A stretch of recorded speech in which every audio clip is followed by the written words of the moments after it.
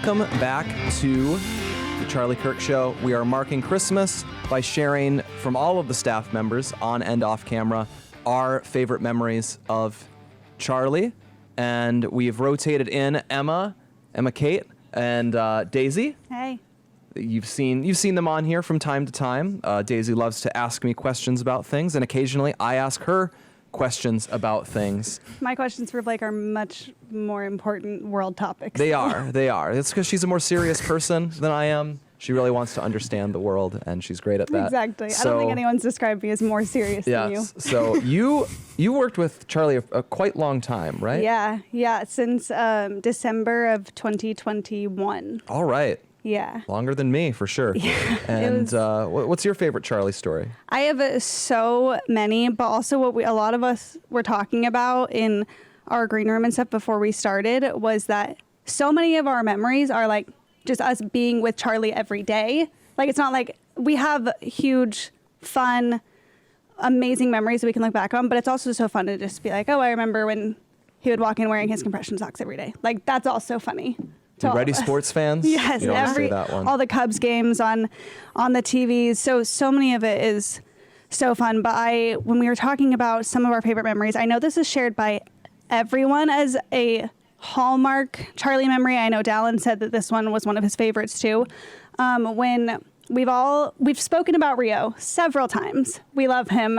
He has become a friend of the show, someone that Charlie met that flew all the way from Asia to come to America Fest, and Charlie met him in America Fest. They got along super well. He loved him, and he was like, what are you doing for Christmas? And Rio was like, oh, I don't know. I don't really have any plans. I'm in America. And Charlie's like, come spend Christmas with me.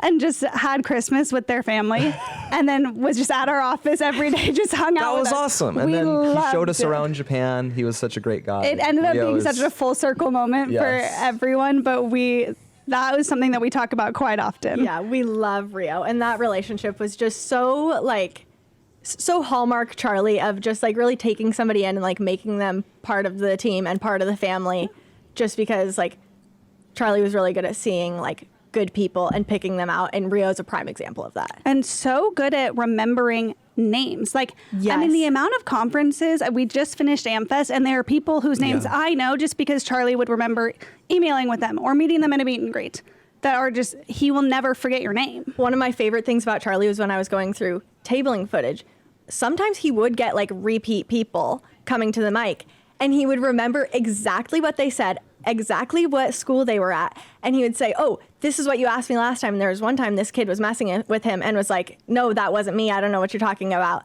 And then at the end of the interaction, the kid was like, yeah, it was me. You were totally right. I don't know how you remembered that. His memory amazing is talent. Astonishing. Yes. Yeah. Man, we have Braden, another member of our team. He was, very notably, he was a guy we sent on assignment to DC. He helped with the transition. And he says, my favorite memory is from when I was working in DC. We had a particularly hectic day, a lot of those in DC.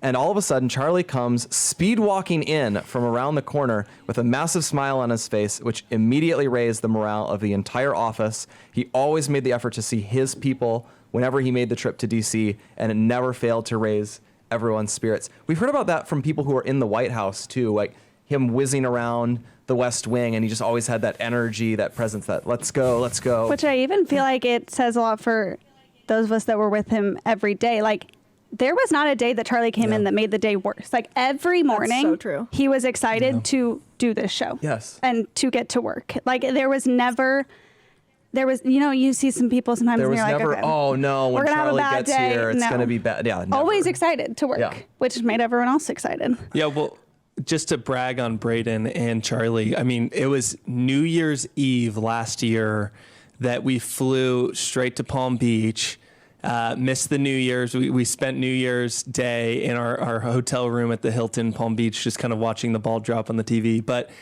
Charlie wanted to make sure the transition went well. And so part of the reason Braden was in the White House is he was kind of like Charlie's guy in there, helping oversee a lot of stuff. And actually, to Braden's credit, like he went through a lot of hardship in the White House.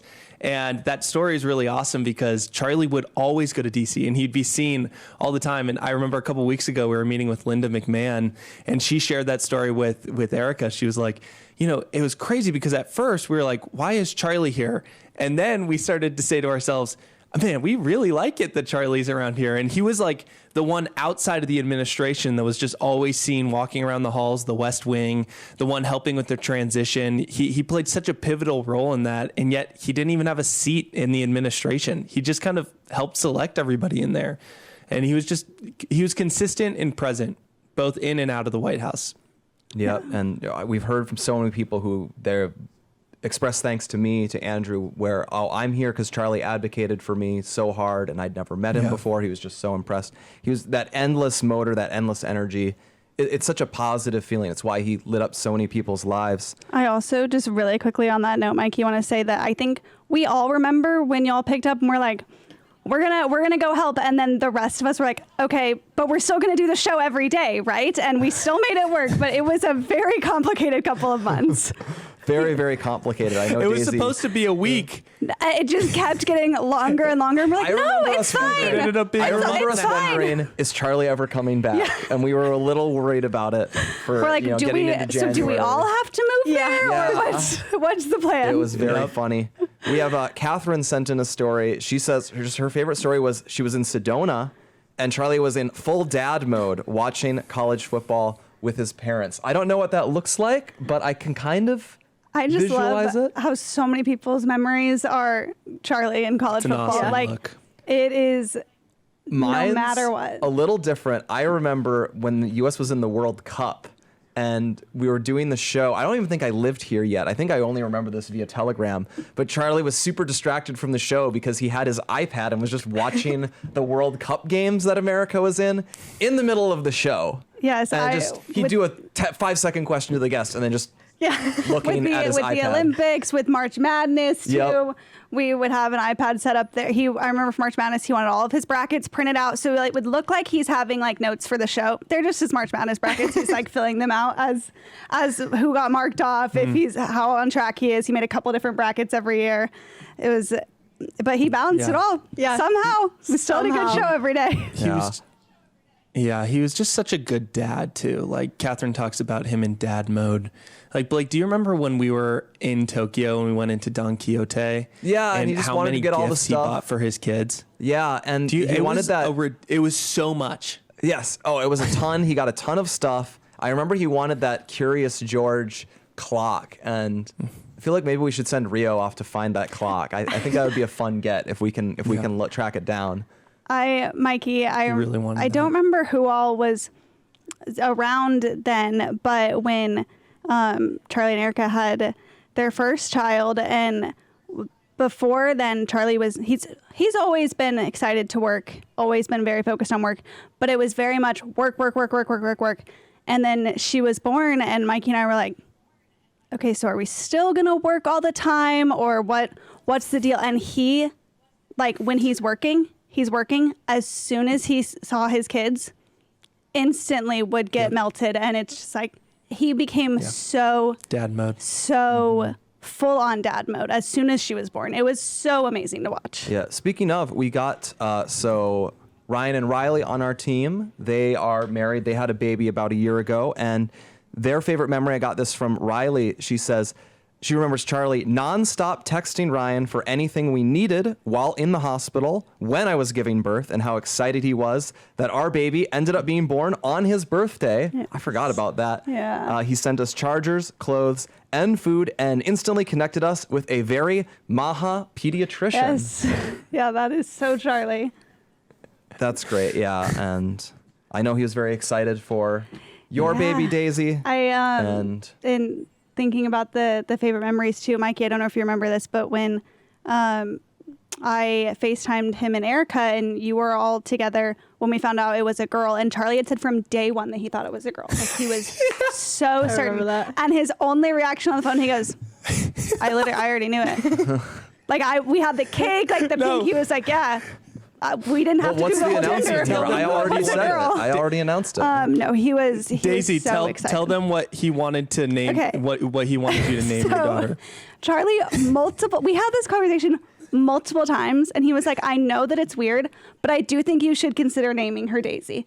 I was like, Charlie, this is already my name. Like, I can't just reuse my own name. It's already being used. And he was like, I know it's a little different, but it just is such a good name that I think someone else should use it again. Like, great. Maybe I'll consider that for the next one. But her name will not be Daisy. Look at the reaction photo.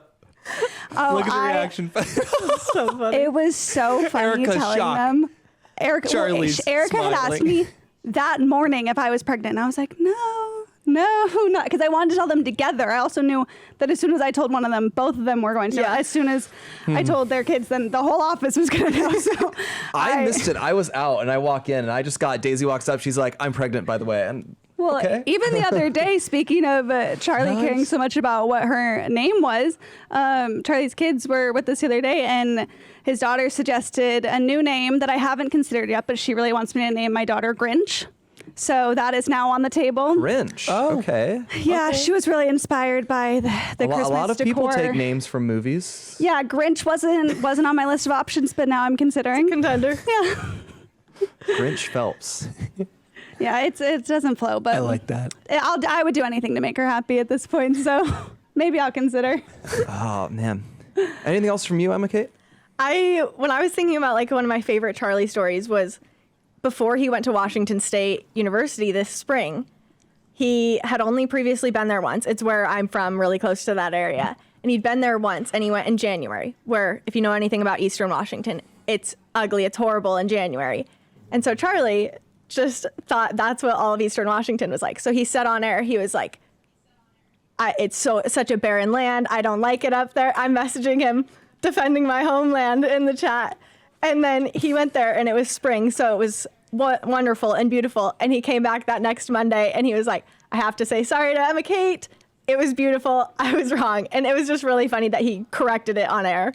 And anytime anyone mentioned Eastern Washington from that point on, Emma Kate's homeland, Yep. the land of Yep. Emma. That's where Emma Kate comes from. Emma Kate's homeland. I wanted to make sure we got this. Noah was a very new member of our team. He truthfully was here just a few days before what happened, but he said he wanted to mention that he had a nice clip that went up just in that first time he was here, and he mentioned that Charlie went out of his way to give him a pat on the back for that, to say, good job, Noah. Welcome to the team.